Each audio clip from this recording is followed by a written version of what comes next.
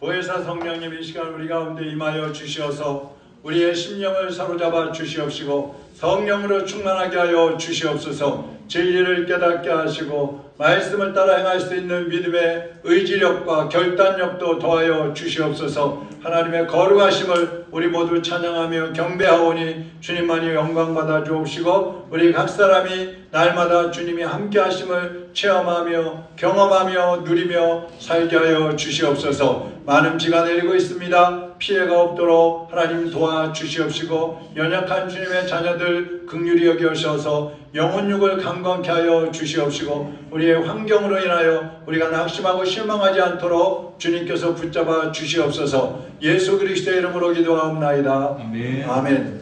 하나님 말씀 요한복음 16장 7절에서 15절입니다.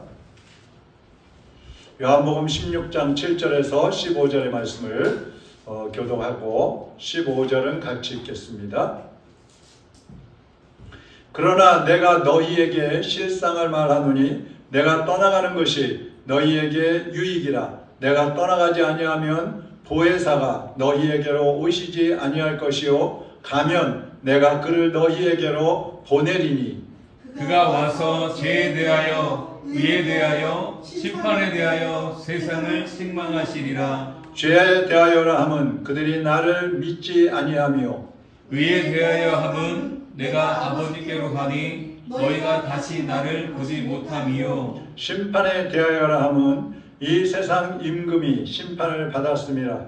내가 아직도 너희에게 이를 것이 많으나 지금은 너희가 감당하지 못하리라. 그러나 진리의 성령이 오시면 그가 너희를 모든 진리 가운데로 인도하시리니 그가 스스로 말하지 않고 오직 들은 것을 말하며 장래 일을 너희에게 알리시리라. 그가 내 영광을 나타내리니 내 것을 가지고 너희에게 알리심이라.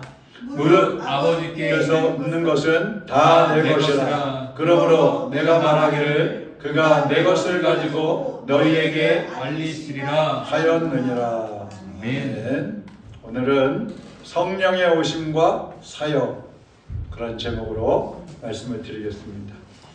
우리가 자녀들을 키우다 보면은 아이들이 굉장히 영악하고 지혜로운 그런 아이들이 있죠. 그런데 그런 아이들이라 할지라도 IQ가 높고 또 남다르게 다른 아이들에 비해서 더 뛰어나고 좀 빠르고 그런 아이들이라 할지라도 자기 부모들의 마음을 다 이해하는 아이는 없습니다. 그것처럼 하나님의 뜻을 이해하는 성도는 없어요. 제자들도 예수님이 말씀하시는 내용이 무슨 뜻인지 제대로 이해하지 못하고 근심을 했다 그랬어요. 지난번에 말씀드렸죠. 그러니까 상대방의 뜻을 모르면 기뻐해야 될 때 근심하고 또 막 걱정을 좀 같이 해야 되는데 그걸 걱정하지 않고 오히려 기뻐하고 다른 데 정신을 파는 그런 사람들이 있어요. 제자들도 마찬가지입니다. 이 제자들은 예수님이 내가 이제 조금 있으면 제사장들 유대인들에게 붙잡혀서 고난을 당할 것이고 내가 죽임을 당할 것이다. 그리고 3일 이후에 다시 살아날 것이다. 이런 말씀을 막 하시거든요. 그러면 예수님과 함께 예수님 돌아가신대, 예수님 고난당하신대 막 걱정을 해야 되잖아요. 그런데 한편에서 제자들이 누가 더 높으냐? 네가 높으냐 내가 높으냐? 우리 예수님 우편에 좌편에 누가 앉을 거냐? 막 이런 논쟁을 하는 경우가 있어요. 그런 걸 볼 수가 있어요. 그런 걸 보면 예수님이 얼마나 어이가 없으셨겠어요. 야, 난 죽는다 그랬는데 너희들은 누가 더 높으냐고 서로 싸우고 있냐? 예수님 그러실 거 아니에요? 그런데 예수님이 떠나가신다고 하니까 또 제자들이 한편으로는 근심이 되죠. 예수님 가시면 우리 어떡하지? 우리 어떻게 살지? 우리 누가 보호해 주지? 그러니까 염려 근심을 하게 되는데 그런 제자들에게 하시는 말씀이 오늘 7절입니다. 그러나 내가 너희에게 실상을 말하노니 내가 떠나가는 것이 너희에게 유익이라. 내가 떠나간다고 너희들 근심하는데 아니야. 내가 가는 게 너희들에게 오히려 유익이야. 내가 떠나가지 아니하면 보혜사가 너희에게로 오시지 아니할 것이요 가면 내가 그를 너희에게로 보내리니. 그러니까 예수님이 천국에 가시면 보혜사 성령님을 보내주실 것이라 이거예요. 그렇기 때문에 예수님이 가시는 것은 슬픔 같지만 사실은 기쁜 일이고 또 손해가 되는 것 같지만 사실은 큰 유익이 되는 일이라고 말씀을 하고 있는 거예요. 자, 이것을 전제를 해놓고 자, 우리가 그럼 오늘 좀 봐야 될 것이 뭐냐면 첫째는 주님의 뜻과 다른 우리의 생각이라는 거예요. 예수님의 뜻과 우리의 뜻이 달라. 예수님의 생각과 우리의 생각이 달라. 예수님이 떠나가시는 것이 제자들에게는 어떤 느낌이에요? 슬픔이라고 그랬어요. 두려움이라고 그랬어요. 염려라고 그랬어요. 그러나 예수님이 떠나가시는 것, 예수님이 십자가에 못 박혀 죽으시는 것이 하나님의 뜻이라는 거예요. 하나님이 무엇을 원하시느냐? 하나님의 소원이 뭐예요? 인류의 구원이잖아요.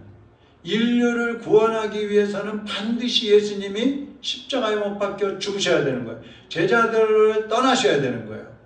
이게 하나님의 뜻이에요. 그러니까 사람은 하나님의 뜻과 관계없이 나에게 유익이 되는 것을 좋다고 하잖아요. 그리고 그쪽으로 자꾸 가려고 그래요.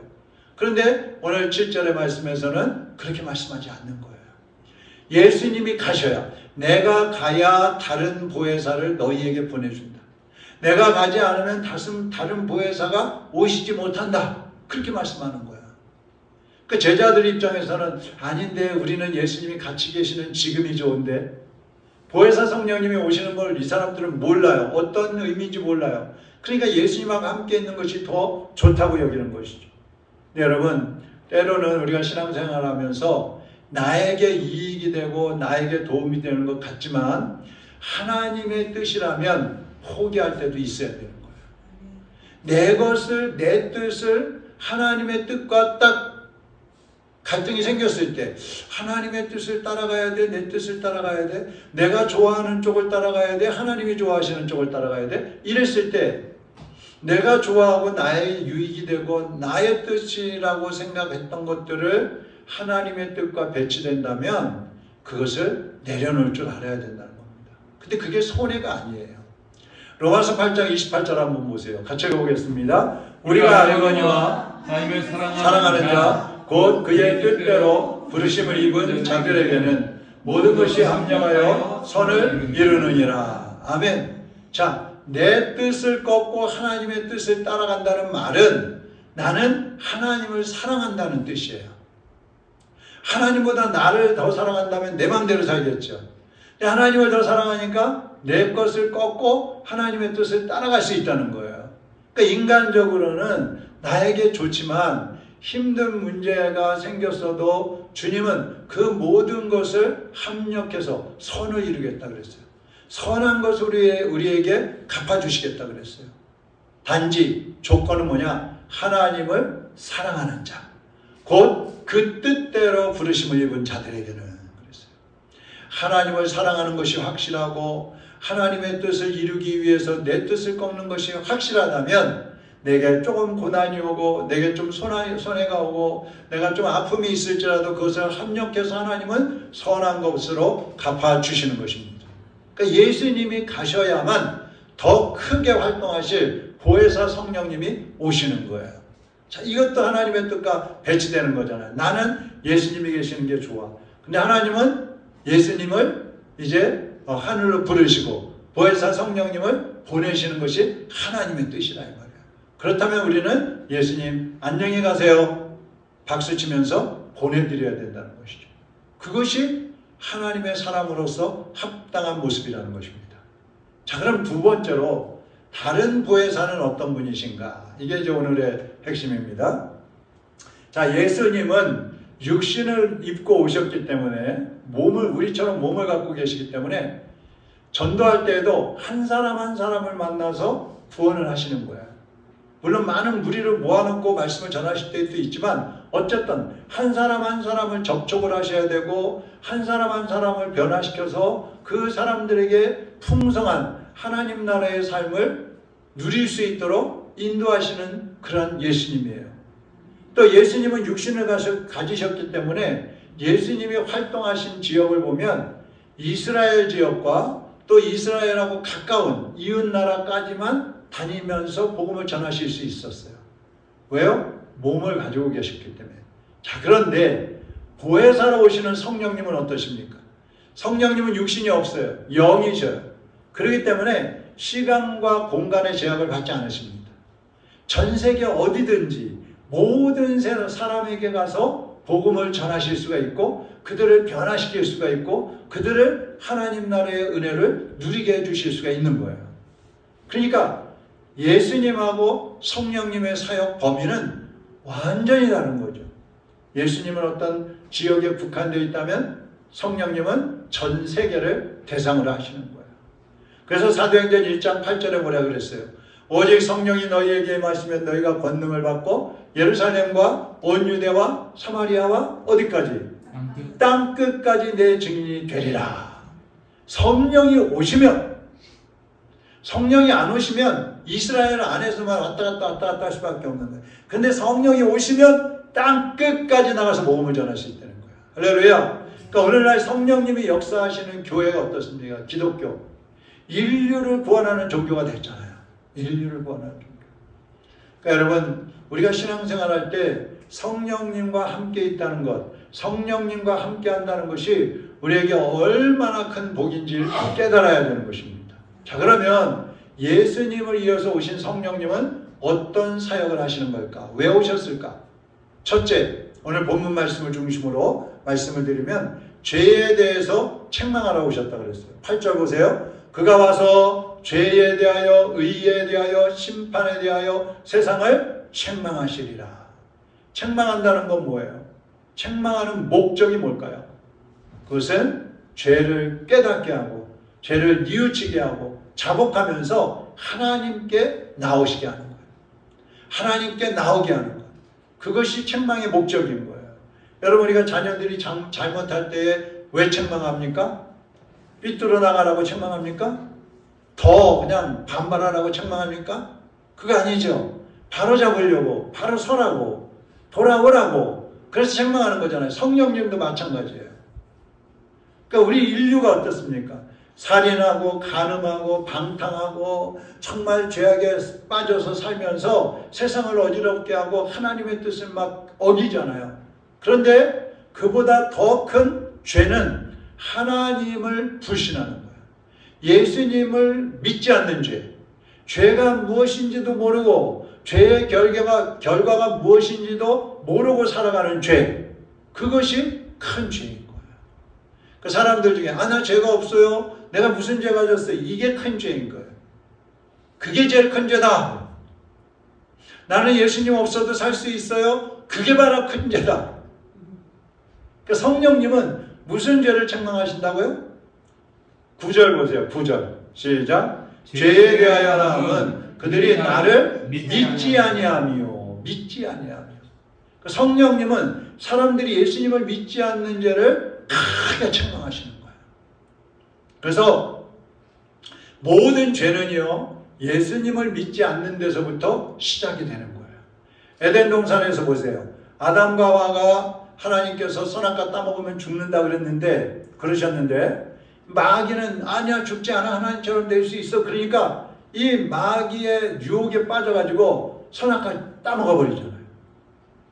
하나님의 말씀을 어겨버린 거예요. 하나님을 믿지 않은 거예요. 그러니까 죄악의 노예가 되어버렸고 사탄의 노예가 되어버린 거예요.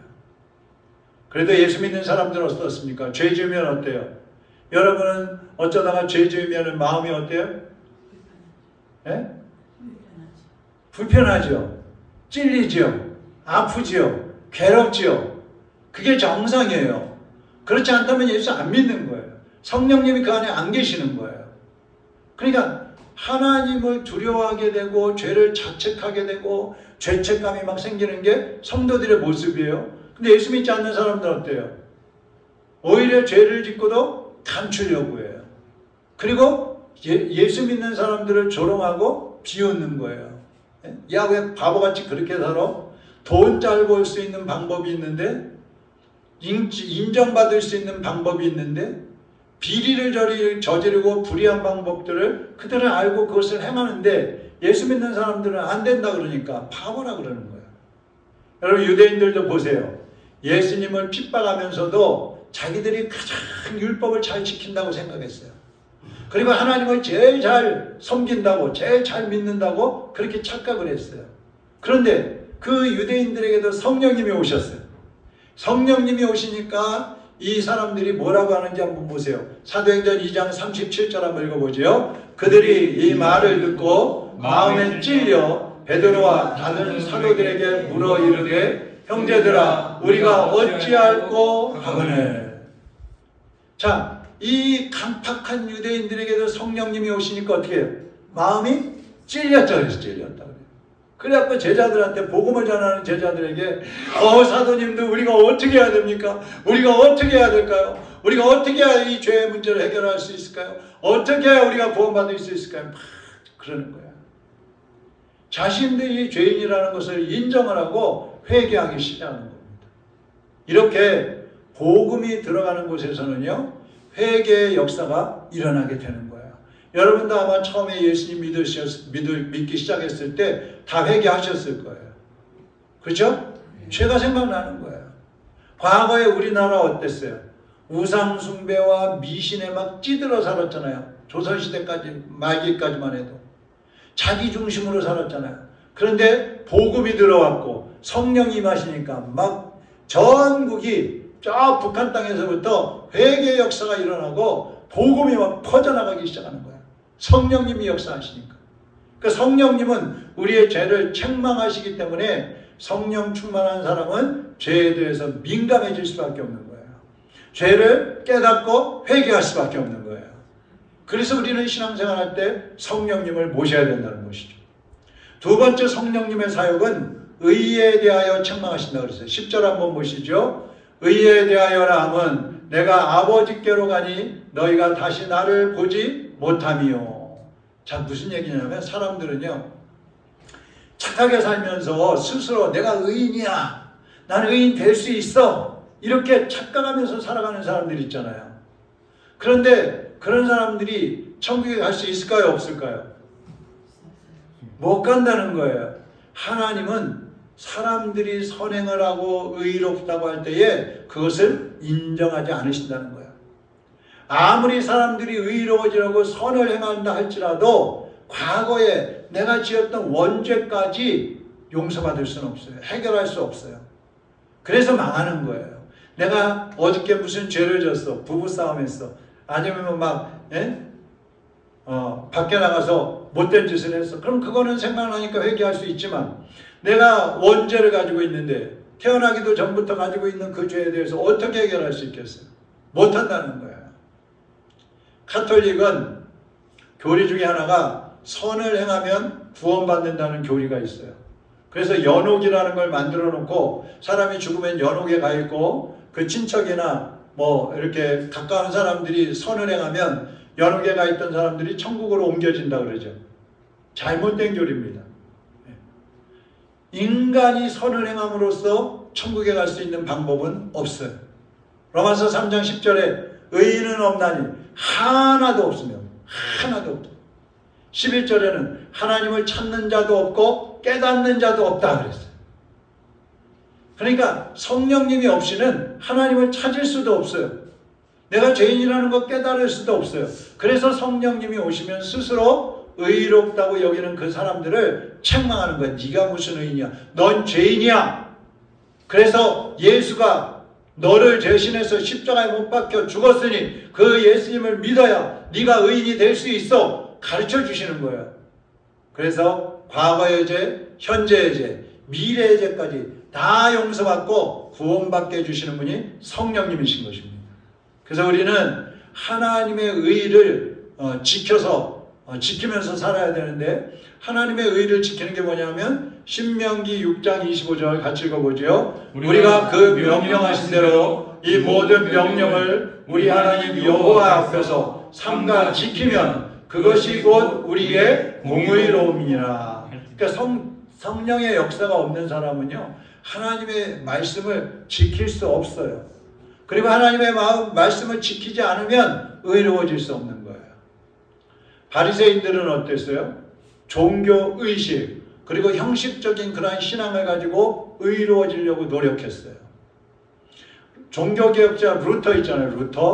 루터는 이 그 신학교 교수였는데 자기 힘으로 의로워지려고 애쓰고 애썼어요. 그런데 안 되는 거예요.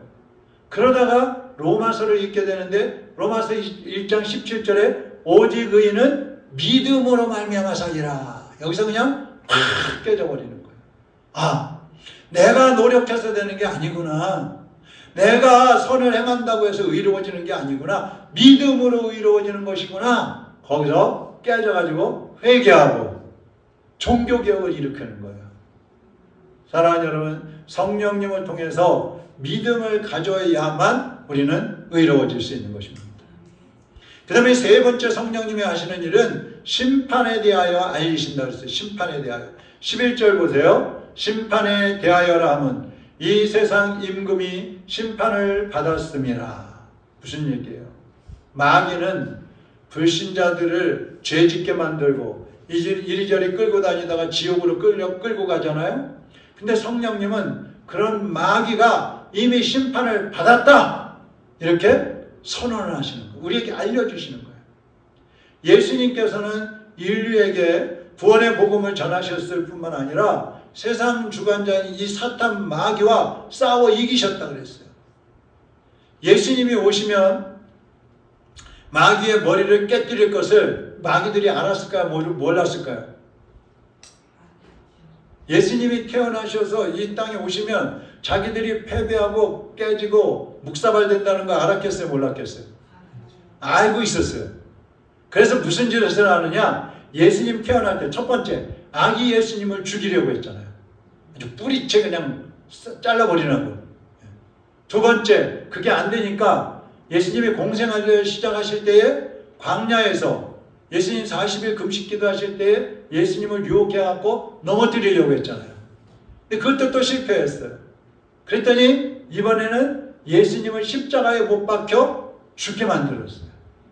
그리고 승리했다고 그랬어요.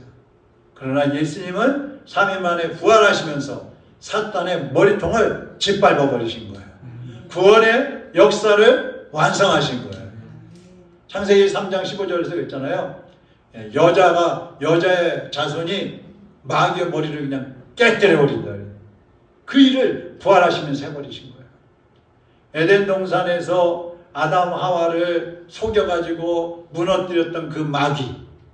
아담 하와에게는 승리했지만 예수님 앞에서는 패배했고 예수님이 재림하실 때는 영원한 심판을 받고 지옥 아름목으로 던져지게 되는 거예요. 그게 마귀의 운명이에요. 근데 성령님이 오셔서 바로 이것을 우리에게 선언해 주신 것입니다. 이 예수님의 승리, 그것이 바로 복음이 들어가는 곳곳마다에서 성령님이 임하시는 곳곳마다에서 수많은 사람들이 깨닫게 하시고 받아들이게 하시고 영원한 승리자로 살게 해 주시는 것입니다. 제자들은 이 예수님의 말씀을 잘 이해하지 못했지만 성령님이 오시고 나니까 예수님의 하셨던 그 말씀을 깨닫게 된 거예요. 그래서 신앙생활은요, 나 혼자 안 돼요. 어떤 자매가 얼마 전에 상담을 하러 왔어요.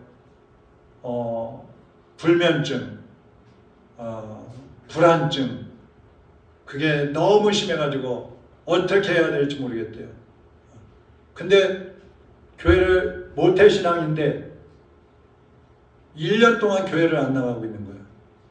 그래서 제가 제일 먼저 할 일은 예배를 드리는 것이다.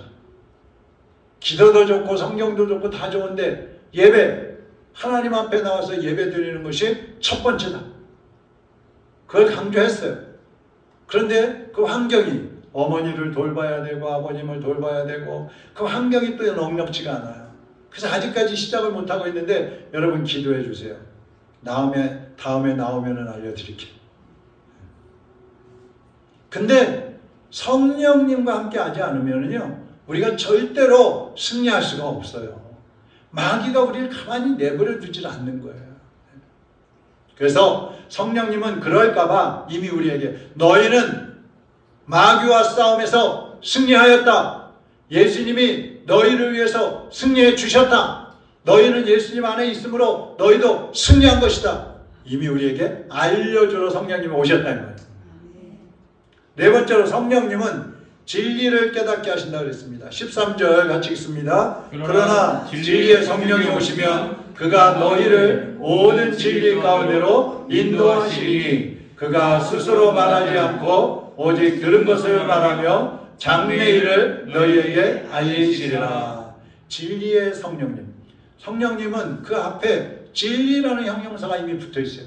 진리의 성령님. 그분은 우리가 하나님의 말씀을 읽고 듣고 깨닫게 하시고 또 깨달은 말씀을 실천하여서 열매 맺는 삶을 살아갈 수 있도록 우리에게 진리를 가르쳐 주시는 거예요. 그 진리를 막 우리에게 무장시켜 주시는 거예요. 그 진리로 그냥 단단하게 다져지게 해주시는 거예요. 그래서 성령이 충만한 사람들은 절대로 흔들리지 않는 거예요. 기도하다가도 깨닫고 말씀 읽다가도 깨닫고 예배 드리다가도 깨닫고 깨달은 말씀을 행하고 그러니까 항상 영적 승리자로 살아가게 되는 것입니다. 끝으로 다섯 번째, 성령님은 미래의 일을 우리에게 알려주러 오셨다고 그랬어요. 방금 읽었던 말씀에 그러죠. 성령님은 개인들의 미래, 우리의 미래는 어떤 미래일까요? 성도들의 미래는 어떤 미래입니까? 영생천국이에요. 영생천국. 그러면 이 세상의 미래는 어떤 미래일까요? 이 세상 끝에는 무슨 일이 일어나요? 심판이에요. 심판. 성도들은 영생천국이지만 세상은 심판이다. 이것을 성령님이 오셔서 가르쳐 주시는 거예요. 그러니까 정신 차리라 이거죠. 또 예수님이 이 세상을 심판하시는 왕으로 재림하신다는 것을 우리에게 알려주셔요.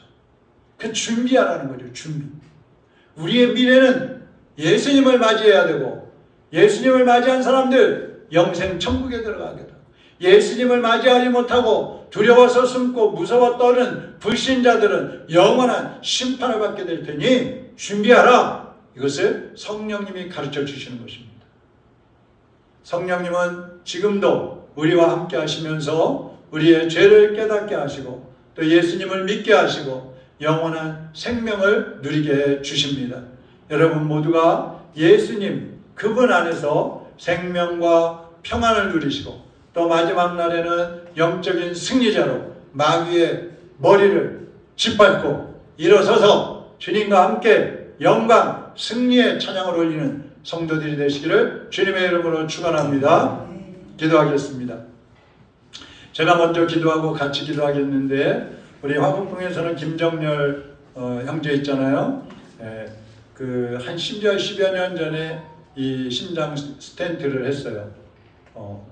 그런데 이제 또 검사를 하고 내일 입원을 해서 검사를 하고 또 필요하면 스텐트를 또 해야 되는 그런 상황이라고 합니다.